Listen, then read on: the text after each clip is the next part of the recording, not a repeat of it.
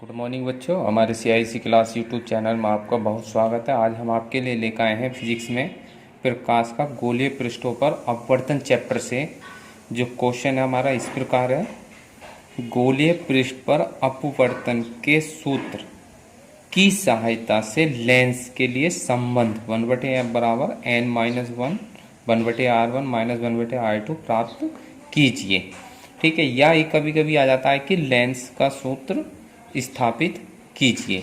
ठीक, इस या फिर इसका क्वेश्चन इस तरह आता है, देखो, यदि लेंस के दोनों ओर माध्यम समान है तो पतले उत्तल लेंस द्वारा प्रकाश के अपवर्तन का सूत्र प्राप्त कीजिए। ठीक है ना। जहाँ इसमें हमें संकेत दिए होंगे, n अपवर्तनांक दिया होगा, r1 क्या होगी, पृष्ठ प्रथम पृष्ठ की वक्रता त्रिज्या, r2 दूसरे पृष्ठ की वक्रता त्रिज्या होगी। ठीक है ना। अब सबसे पहले हम क्या लिखेंगे इसमें, देखो उत्तर में हम सबसे पहले लिखेंगे, हमने अभी पिछली वीडियो में आप लोगों को प्रूफ कराया था, गोलीय पृष्ठ पर प्रकाश के अपवर्तन का सूत्र ये होता है, निम्नलिखित होता है। या इसको ये कब है, जब सिर्फ कांच का अपवर्तनांक दिया हुआ है। या फिर कितना हो जाता है हमारे पास, देखो यदि मान लेते हैं अलग अलग माध्यम दिया हो, वायु का माध्यम अलग दिया हो और प्रकाश का माध्यम लेंस का माध्यम अलग दिया हो, तो उसके लिए क्या सूत्र बन जाता है हमारे पास, ये हो जाता है n2/b माइनस का n1/u बराबर n2 माइनस के n1 बराबर r। ठीक है ना, जो क्या है, ये वक्रता त्रिज्या होती है। ठीक है ना। अब आते हैं देखो इसके सूत्र प्राप्त करने के लिए, और ये बोर्ड एग्जाम में लगभग 5 अंक का आता है। इस चैप्टर जो ये हम चैप्टर करा रहे हैं, प्रकाश का गोलीय पृष्ठों पर अपवर्तन, इस चैप्टर से कम आप लोगों को बोर्ड में 8 अंक का ये चैप्टर मिलेगा। एक इस चैप्टर से डेरिवेशन आता है, एक इस चैप्टर से न्यूमेरिकल आता है। न्यूमेरिकल भी बहुत अच्छा है, जो बहुत ही आता है, इसके हम कराएंगे इसके न्यूमेरिकल आपको। अब देखो, इसको सूत्र को प्रूव करने के लिए हम सबसे पहले हेडिंग लिखते हैं इसमें, पतले लेंस के लिए अपवर्तन का सूत्र। ठीक है ना। कब कर रहे हैं हम, जब दोनों ओर माध्यम क्या है, समान है। अब इसके लिए हम क्या करते हैं, एक चित्र बना लेते हैं। देखो हमने चित्र ये बना रखा है, हम पहले ही चित्र अलग बना लेते हैं ताकि आप लोगों को सुविधा हो और हमें भी थोड़ा आसानी हो जाती है। चित्र जो होता है साफ सुंदर बन जाता है। पहले ही हमने आप लोगों को पहले ही बताया था कि जो भी सवाल करें आप लोग, उसकी थ्योरी बड़ी साफ सुंदर लिखनी है और चित्र बढ़िया से बनाना है, ताकि जो एग्जामिनर कॉपी चेक करे आप लोगों की, वो एकदम उस आप लोगों का अट्रैक्शन क्वेश्चन पर छूटे और एकदम बढ़िया से नंबर दे। अब देखो करते क्या है इसके लिए, मान लेते हैं हम, देखो यहाँ पे लिख रखा हमने, ये थ्योरी है। माना एक पतला लेंस L वायु में स्थित है। ये क्या है, एक पतला लेंस है जो L क्या है, वायु में स्थित है। लेंस के पदार्थ का अपवर्तनांक क्या है, n2 है। ठीक है ना। और दोनों ओर के माध्यम का अपवर्तनांक क्या है, n1 है। इधर का अपवर्तनांक n1 और इधर का भी n1 है। ठीक है। और लेंस का प्रकाशीय केंद्र क्या है, C है। क्या है, लेंस का प्रकाशीय केंद्र C ले लेते हैं हम। ठीक है ना।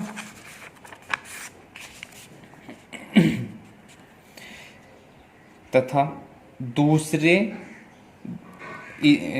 इसके पहले व दूसरे पृष्ठों की वक्रता त्रिज्या क्रम से कितनी है, देखो इधर से वक्रता त्रिज्या इसकी r1 ले लेते हैं और ये r2 ले लेते हैं। ये पहला पृष्ठ हो गया और ये इसका दूसरा पृष्ठ हो गया। इधर से त्रिज्या इसकी r1 है, वक्रता त्रिज्या, और इधर से r2 है। ठीक है ना। और इसकी लेंस की मोटाई कितनी है, मान लेते हैं t है, हमने यहाँ लिख रखा है। ठीक, मोटाई t है। माना लेंस के मुख्य अक्ष पर एक बिंदु वस्तु O है। क्या है, लेंस के मुख्य अक्ष पर एक क्या है, बिंदु वस्तु O स्थित है। का प्रतिबिंब कहाँ बनता है, इसका I' पर बनता है। मान लेते हैं इसका प्रतिबिंब कहाँ बन रहा है, इसका इधर I' पर बनता है इसका प्रतिबिंब। कहाँ बन रहा है ये, I' पर। ठीक है ना। जिसके ध्रुव P से क्या है, इसकी दूरी हम मान लेते हैं V ले लेते हैं। कितनी ले लेते हैं इसकी ध्रुव P से, P1 से दूरी, ये यहाँ से लेते हैं इसकी, तो फिर P से, ठीक है ना। कितनी दूरी ले लेते हैं इसकी, B डैश, ठीक है ना। ध्रुव P1 से दूरी कितनी है इसकी, जो हमारे पास प्रतिबिंब बन रहा है, कहाँ पे बन रहा है, I डैश पे। तो अपवर्तन का सूत्र लगाएंगे इसके लिए। देखो अपवर्तन का कौन सा सूत्र लगाएंगे, ये वाला हमने जो अभी बताया था ना, नीचे वाला ये जो है, ये वाला सूत्र लगाना हमें ये, ठीक है ना। अब लगाएंगे तो कितना हो जाएगा हमारे पास, देखो ये हो जाएगा N2 बटे V का मान हमारे पास कितना है, V डैश है, माइनस N1 बटे वस्तु की दूरी होती है U, बराबर फिर कितना हो जाएगा N2 माइनस के N1 बटे R1। देखो ये लगाएंगे हम। सबसे पहले N2 बटे V क्या है यहाँ पे, प्रतिबिंब की दूरी होती है, क्या होती है, प्रतिबिंब की दूरी। तो इसमें प्रतिबिंब कितनी दूरी पर बन रहा है, B डैश पे, तो हमने B डैश लगा दिया। अब N1 बटे U क्या है यहाँ पे, वस्तु की दूरी, तो हमने वस्तु की दूरी रखनी है यहाँ पे। फिर N2 माइनस N1 बटे, इधर से आती है वक्रता त्रिज्या, तो पहले सिरे से ध्रुव से निकालने, पहले ध्रुव से वक्रता त्रिज्या कितनी हो जाएगी इसकी, R1। इसको हम समीकरण 1 मान के यहीं छोड़ देंगे, ठीक है ना। अब आते हैं, देखो आगे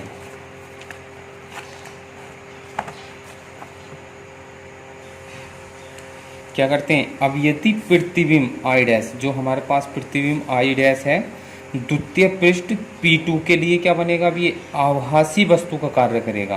किसका कार्य करेगा, अब ये आभासी वस्तु का कार्य करेगा। अब आभासी वस्तु का जब कार्य करेगा तो अब I डैश की P2 से दूरी कितनी हो जाएगी, अब देखो कितनी हो जाएगी दूरी, I डैश की P2 से दूरी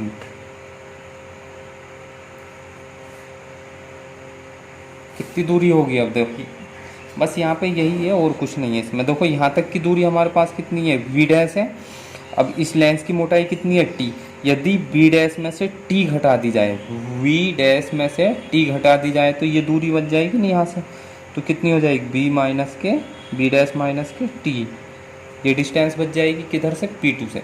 अब I डैश किसका कार्य कर रहा है, आभासी वस्तु का। तो इस आभासी वस्तु का प्रतिबिंब कहाँ बनेगा, देखो इधर यहाँ पे बन जाएगा इसका कहीं ना कहीं। मान लेते हैं इसका प्रतिबिंब कहाँ बनता है, I पे बनता है, ठीक है नहीं। जिसकी दूरी कितनी है, द्वितीय ध्रुव से कितनी हो जाएगी इसकी दूरी, क्योंकि द्वितीय ध्रुव पे बन रहा है इसका प्रतिबिंब। प्रतिबिंब दूरी कितनी होगी अब, V, क्योंकि प्रतिबिंब दूरी को V लेते हैं, ठीक है। अब इस तरह बना लेंगे हम। अब क्या करना हम लोगों को, अब फिर से यही सूत्र लगाएंगे, कौन सा, अपवर्तन वाला सूत्र, ठीक है ना। तब सूत्र उसी सूत्र से आएंगे तो कितना हो जाएगा। अब देखो सूत्र यहाँ लिख देते हैं हम, कितना लिखा था हमने, N2 बटे V माइनस का N1 बटे U बराबर N2 माइनस के N1 बटे R, ये था ना।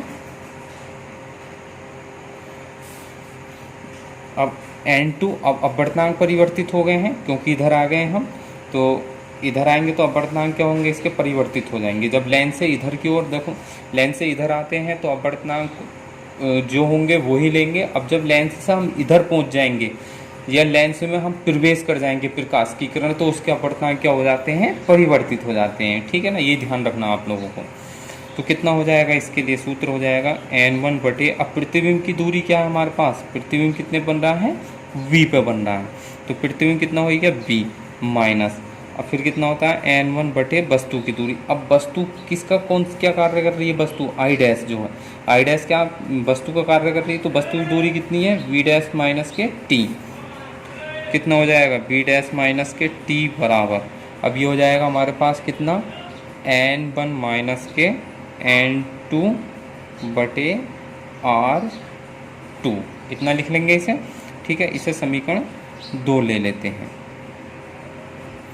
अब क्या है हमारे पास, यदि मान लेते हैं लेंस क्या है, बहुत ही छोटा है, लेंस बहुत ही छोटा है, तो इसका मतलब T मोटाई क्या होगी, नगण्य ले सकते हैं हम। T मोटाई क्या होगी, नगण्य हो जाएगी किसके मुकाबले में, V के मुकाबले में या B डैश के मुकाबले में, ठीक है ना। तो इसका मतलब क्या होगा, जब T क्या है हमारे पास, बहुत ही, यानी कि लेंस क्या है, बहुत ही छोटा है, तो इसके लिए T का मान क्या रख देंगे हम, 0 रख देंगे। तो कितना हो जाएगा N1 बटे v माइनस का, सॉरी यहाँ पे कितना हो जाएगा हमारे पास, ये होगा n2 बटे v डैश बराबर कितना हो जाएगा n1 माइनस के n2 बटे r2। इसको हम ले लेते हैं समीकरण 3। ठीक, कर सकते हैं यहाँ तक।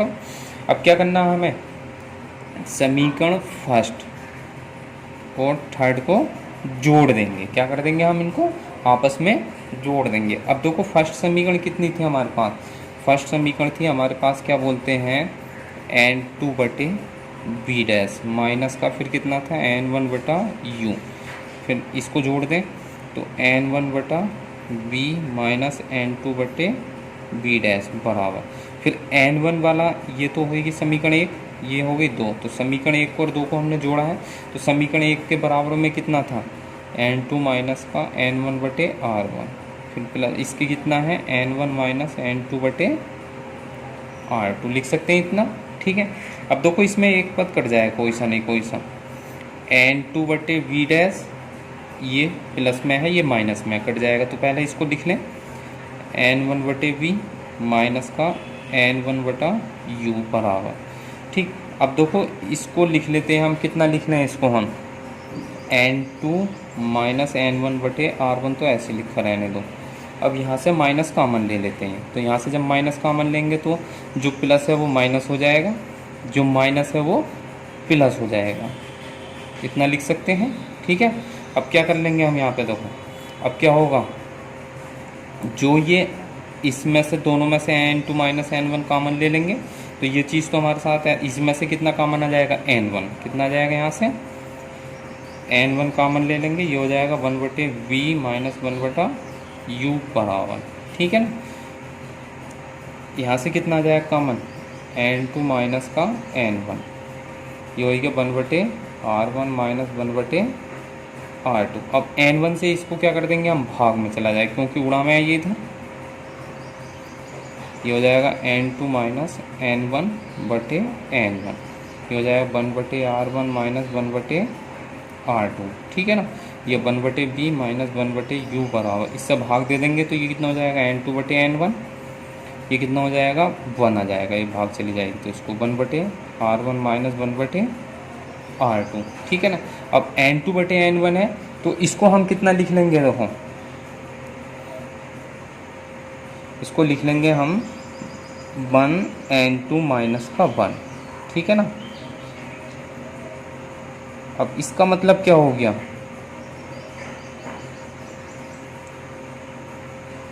ये क्या हो गया, इसका मतलब है हमारे पास वायु के सापेक्ष कांच का अपवर्तनांक, यानी कि जो पहला होता है वो सापेक्ष में आता है। क्या होता है, जो पहला होता है वो क्या आता है सापेक्ष में, अब 2 में क्या होगा उसका अपवर्तनांक होता है। जैसे मान लेते हैं, जैसा हम उदाहरण देते हैं WNG है, W का मतलब वाटर हो गया, G का मतलब गिलास, तो क्या हो गया यानी कि जल का कांच के सापेक्ष जल के सापेक्ष कांच का अपवर्तनांक। ठीक है, नहीं कभी कभी LNG आता है, तो L का मतलब लिक्विड हो द्रव, तो द्रव के सापेक्ष कांच का अपवर्तनांक, तो ऐसे ये क्या हो गया वायु के सापेक्ष कांच का अपवर्तनांक। ठीक है, नहीं पहले जो आता है वो सापेक्ष में आता है। ठीक, अब लिख देंगे इसको, तो इसका मतलब क्या होगा हमारे पास, लिख लेते हैं चलो एक लाइन, 1 बटे बी माइनस 1 बटा यू बराबर 1 n2 माइनस 1 बटे r1 माइनस 1 बटे r2, इतना हो गया ये। ठीक है ना, अब क्या करते हैं हम इसमें, देखो आगे देखो, हम जानते हैं कि जब कोई वस्तु अनंत पर स्थित होती है, जब कोई वस्तु मान लेते हैं क्या है, कोई भी वस्तु u बराबर कहाँ पर स्थित है, अनंत पर स्थित होती है, तो उसका प्रतिबिंब जो होता है कहाँ बनता है, लेंस के द्वितीय फोकस पर बनता है। कहाँ पर बनता है, यदि वस्तु कोई भी इन्फिनिटी पर स्थित है तो लेंस का प्रतिबिंब कहाँ बनता है, द्वितीय फोकस पर बनेगा, तो इसका मतलब प्रतिबिंब कहाँ हो जाएगा, फोकस दूरी हो जाएगी। यदि वस्तु कहाँ पर स्थित है, इन्फिनिटी पर, तो प्रतिबिंब की दूरी जो होगी वो क्या होगी, फोकस दूरी के बराबर हो जाएगी। क्यों, क्योंकि प्रतिबिंब जो होगा उसका द्वितीय फोकस पर प्राप्त होगा। अब यहाँ पर लगा देंगे इसमें, तो 1 बटे बी के स्थान पर तो 1 बटे एफ रख देंगे, और ये हो जाएगा माइनस के 1 बटे इन्फिनिटी, और ये कितना हो गया हमारे पास, अब देखो 1 n1 हमारे पास क्या हो जाएगा, ये एन लिख लेते हैं इसको, ठीक है ना। जो है कि 1/R1 माइनस 1/R2। तो ये तो 1/इन्फिनिटी का मान शून्य हो जाए तो 1/F बराबर कितना हो जाएगा, n माइनस 1 माइनस का R1/1/R2। ये क्या आएगा हमारे पास, सूत्र आएगा निकल के, ठीक है। इस प्रकार हम कर सकते हैं, ठीक। अब ये यदि इनमें से क्या करते हैं, अब मान लेते हैं अवतल लेंस है, ये किसके लिए था, उत्तल लेंस के लिए, अवतल लेंस के लिए। अवतल लेंस के लिए क्या होता है, अवतल लेंस के लिए R1 का मान जो होता है माइनस में ले लेते हैं हम, ठीक है, और R2 का मान जो है प्लस में लेते हैं। तो इसमें लगा देंगे, कितना हो जाएगा, 1/F बराबर n माइनस के 1 माइनस का R1 और माइनस 1/R2। ये सूत्र बन जाएगा इसके लिए, किसके लिए, अवतल लेंस के लिए। ये किसके लिए आया, उत्तल लेंस के लिए, ठीक है ना।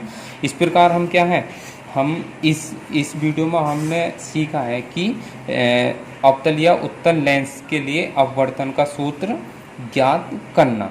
आगे जो है हम आप लोगों को न्यूटन का सूत्र समझाएंगे।